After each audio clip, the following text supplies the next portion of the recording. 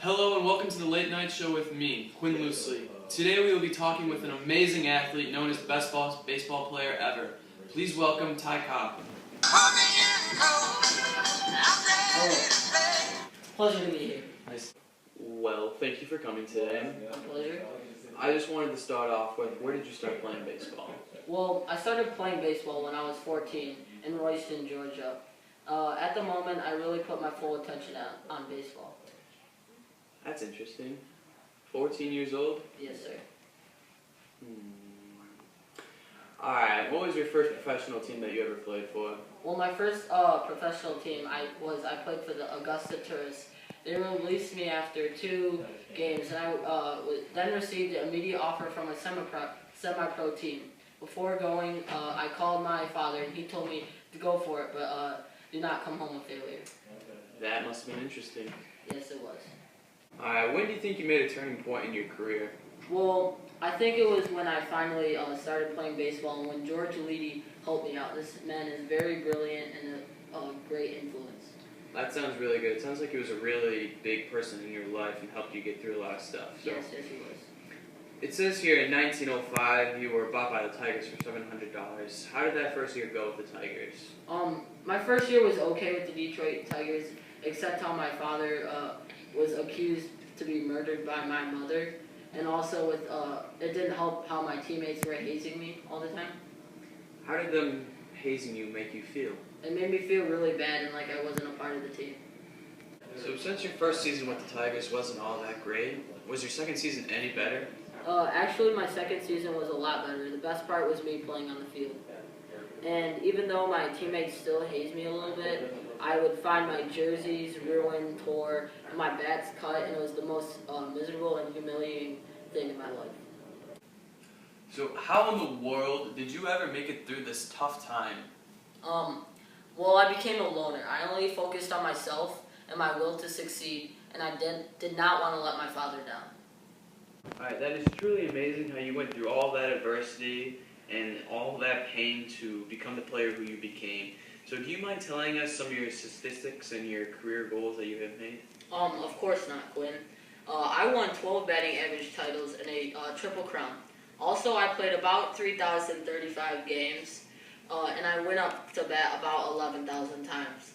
I had 2,246 runs scored and about 5,854 bases total ran. And I also stolen about 985 bases, and I ended up with a final batting average of over 366. That is truly incredible how you could have done that. I don't think any baseball player will ever reach where you went. Thank you, Quinn. Alright, that is truly amazing how you won all those awards and those amazing statistics. So do you mind telling us what position you played and what you threw with and how you batted? Of course. I batted lefty, and I threw with my right hand. And the position I played center field. Well, that's a little weird, batting with your left and throwing with your right. Yeah, it is a little not normal, but that's how I play. Alright, so how did you end your career? Was it a good end or a bad end? I mean, I guess you could say it was a good end. I didn't end my career with the Detroit Tigers, actually. I played with the Athletics, and after 2 years of playing with the Athletics, I retired. Alright, so after you ended your career with the Athletics, you were eventually put into the Hall of Fame. When did that happen? Well, I was inducted into the Hall of Fame in 1936, and it was a truly career-defining moment for me, and I felt like I really made my father proud.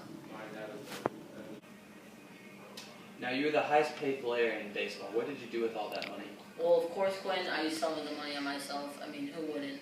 But also, I used some of my money for some charity cases back home in Royston, Georgia. For instance, I put about $100,000 to make a hospital in memory of both my dead parents. Alright, so just 2 more questions, and I think we'll be mostly done. Do you think you made your father proud, and what are you doing with your life now? Well, I really do think I made my father proud. I think I made him proud because I didn't let anyone in my way of my dream, and I kept pursuing my dream. And also what I'm doing with my life now, I'm currently writing an autobiography with Alice Stump, and the book is called My Life in Baseball. Alright, before you go, did you bring anything with us today to show what you did or what you had? Well, Quinn, I actually did. Here's my oldest mitt that I used in the professional league. I used it for the Detroit Tigers, and it's my favorite mitt, and I used it since I started playing baseball. It looks pretty beat up, if I say so myself. Look at it. There's a hole in the middle here. Yeah, I caught a lot of hard hit balls in center field. Alright, Ty, before you leave, we're just going to show a short little video about you and some of your big times when you played baseball. Sounds good.